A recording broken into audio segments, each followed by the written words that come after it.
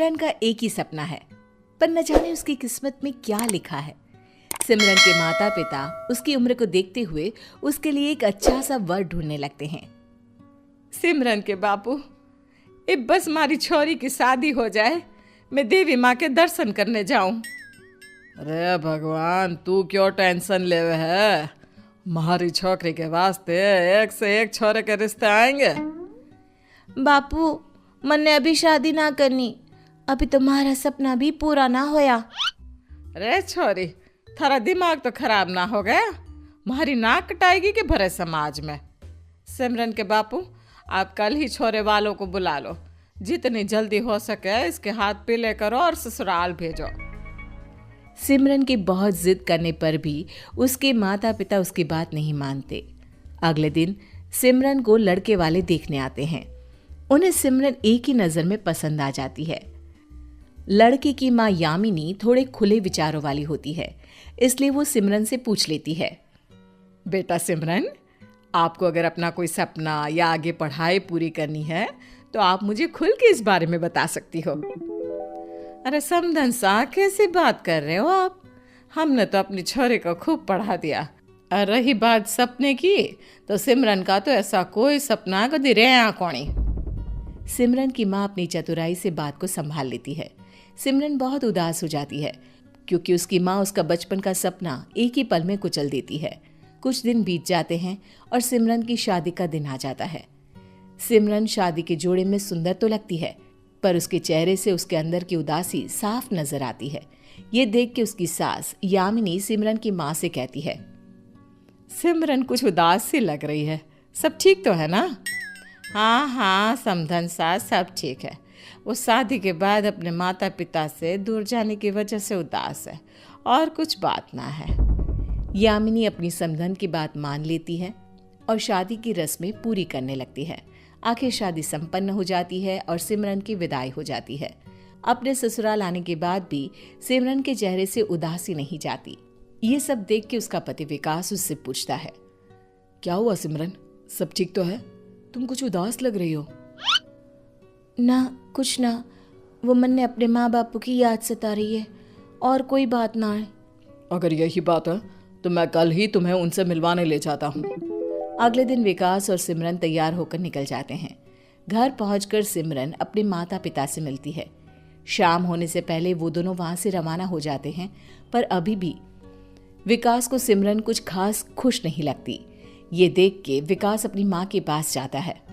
माँ, जब से शादी हुई है सिमरन काफी उदास सी रहती है। क्या ये शादी उसकी मर्जी के खिलाफ हुई है?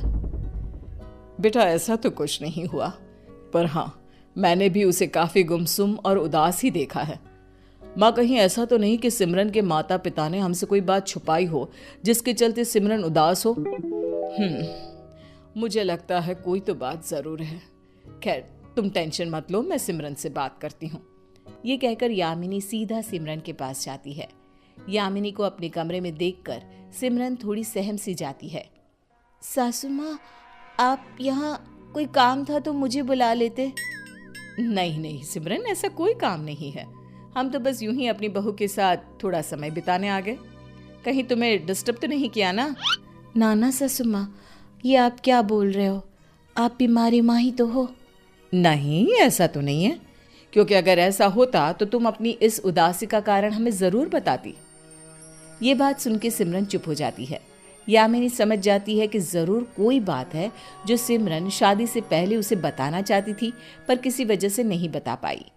यामिनी बातों को घुमाना शुरू करती है, कुछ अपने बारे में बताती है, कुछ सिमरन अपनी सास को अपने बारे में बताती।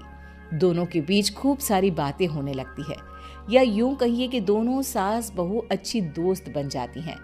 बातों ही बातों में सिमरन अपने बचपन के सपने के बारे में भी अपनी सास यामिनी को बता देती है। वो सासू माँ, हमारा एक सपना है, मैं इंस्पेक्टर बनना चाहती हूँ, पर अब ये सपना सिर्फ सपना ही रह गया। ये कैसी बात करती हो? मैं हूं ना, तुम्हें तुम्हारा सपना जरूर पूरा करवाऊंगी। और मेरी बहू इंस्पेक्टर बने, इससे ज्यादा खुशी की बात भला और क्या हो सकती है? क्या सच सासू माँ, आप सच कह रही हो? सिमरन अपनी सास की बात सुनकर बहुत खुश होती है और उनके गले लग जाती है। बस फिर क्या था, सिमरन का इंस्पेक्टर बनने का सफर शुरू हो जाता है। बहुत उतार चढ़ाव आते हैं पर सिमरन हार नहीं मानती। धीरे धीरे सब सिमरन को डीमोटिवेट करने लगते हैं, यहाँ तक कि उसके माता पिता भी उसका साथ छोड़ देते हैं।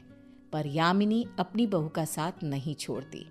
आखिर वो दिन आ जाता है जब सिमरन इंस्पेक्टर बन जाती है।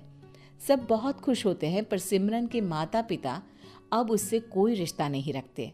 फिर एक दिन, सिमरन के बापू घर में चोरी हो गई, मारे सारे गहने ले गए, यहाँ तक कि खूंटे ते बंधी भैंस और गाय ने भी चुरा ले गए। और मैं तो बर्बाद हो गया, अब मैं इतना धन कैसे जुटाऊंगा। मन तो एक ही रास्ता नजर आ रहा है, खुदकुशी। अब जी के भी क्या करना है। सिमरन को भी अपने मायके में हुई चोरी के बारे में पता चलता है। वो तुरंत अपनी टीम के साथ अपने मायके पहुंच जाती है। जब उसे पूरी बात पता चलती है तो वो अपनी टीम के साथ खोजबीन करने लगती है और अंत में चोरों तक पहुंच जाती है। सिमरन की सूझबूझ देख के सभी लोग बहुत सराहना करते हैं।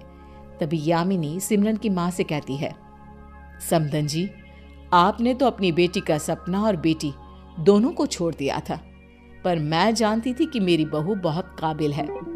मने माफ कर दो समधन सा, मैं अपनी छोरी की काबिलियत ना पहचान पाई। माफी ही मांगनी है तो सिमरन से मांगिए, जिसने ये जानते हुए भी कि उसके माँ बाप गलत कर रहे हैं फिर भी उनकी इज्जत पर कोई आंच नहीं आने दी। यामिनी की बात सुनकर सिमरन के माता पिता बहुत शर्मिंदा होते हैं और दोनों अपनी बेटी सिमरन से कहते हैं, मारे से बहुत बड़ी गलती हुई है छोरी, जो थारी काबिलियत ना पहचान सके। हाँ हमारी बच्ची, हमने माफ कर दे। माँ बापू, आप मारा बुरा कौन ही चाह सकते। मन्ने पता है आपने मारी भलाई के लिए ही मारा ब्याह कराया है और इस कारण से ही मैं आज इंस्पेक्टर बन पाई हूँ, क्योंकि आपने मारे को मारी दूसरी माँ से मिलवाया, जिसने मारा साथ कदे नहीं छोड़ा। मैं तो बस सबसे यही कहना चाहती ही कि बेटी ने पढ़ाओ न बेटी ने बचाओ। सब सिमरन की ये बात सुनकर बहुत खुश होते हैं और सिमरन के माता पिता भी अपनी बेटी के इंस्पेक्टर बनने की खुशी में दावत रखते हैं और उसकी जीत की खुशी धूमधाम से मनाते हैं।